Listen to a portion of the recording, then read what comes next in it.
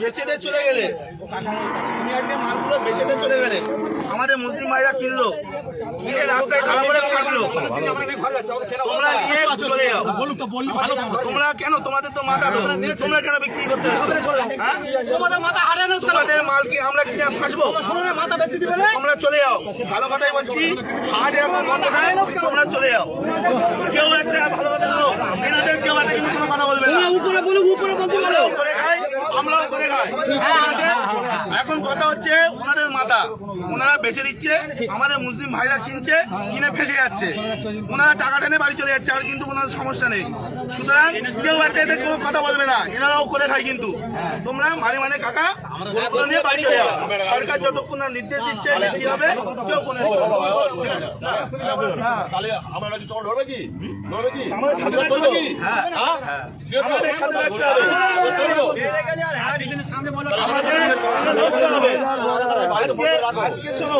আজকে ভারতবর্ষে এই গরু এক্সপোর্টে তৃতীয় নম্বরে, আর আমরা আজকে করছি অপরাধ আমরা করে ফেলেছি।